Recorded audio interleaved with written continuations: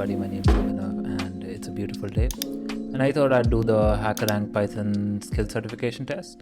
I have 2 coding questions in 1.5 hour. I recorded myself doing the entire thing. I'm narrating over the entire video after chopping it down now.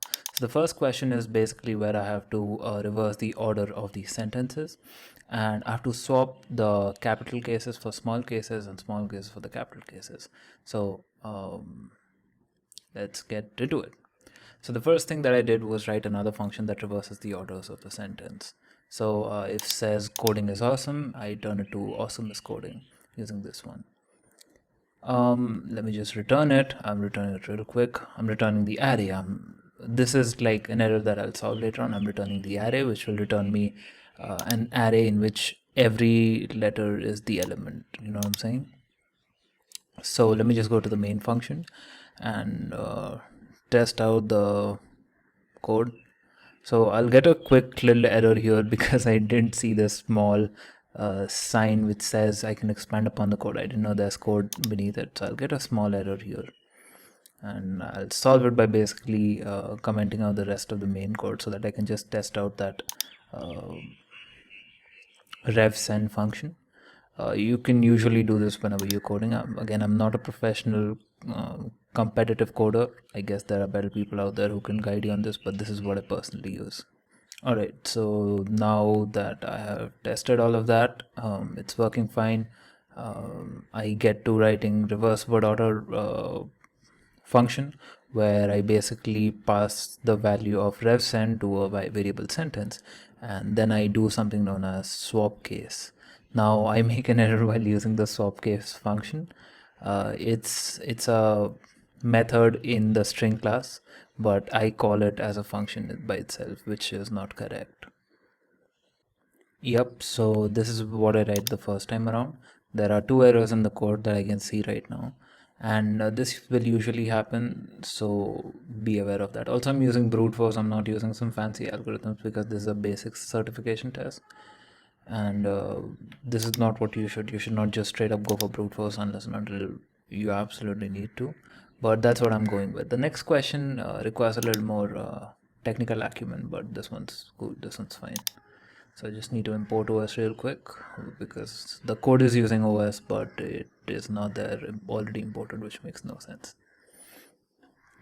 So if you can see, it says swap case is not defined. Now I go there and I clear it up.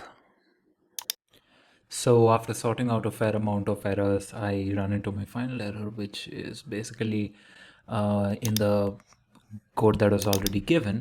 They asked us to essentially use certain functions, but those functions had some errors, and there was a concatenation, and concatenation was a problem. So I went back to my original function, did a few more changes, and at the end of the day, everything was sorted out.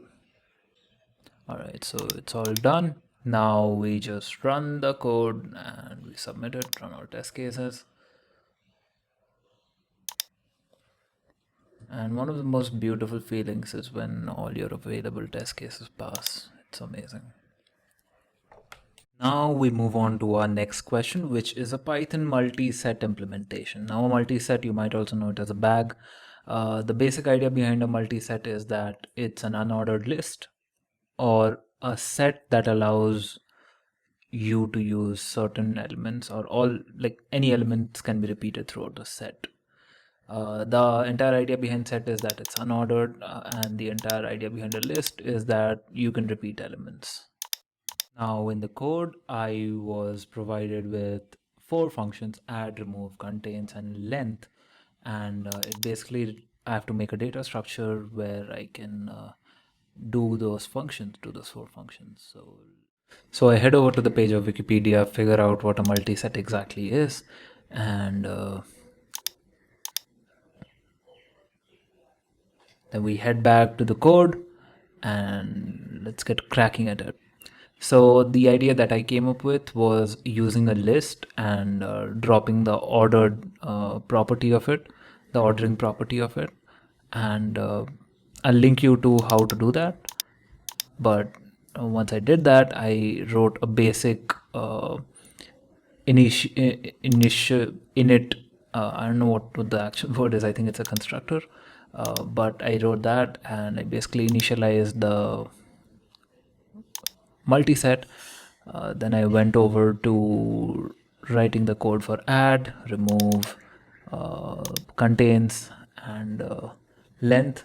I made a little error while writing the contains function. I initially thought of it as is empty, but it's actually contains. So I make the changes, I do everything, and run into a few errors, solve those few errors, and at the end of the day, I run the code.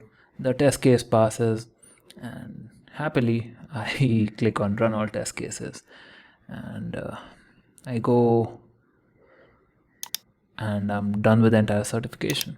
If you're a new developer, this is definitely a course that you should look into. But if you're more experienced with things, I'm not really sure how much will this help you. Anyway, thanks for joining me. My name is Abhinav. See you again in the next episode.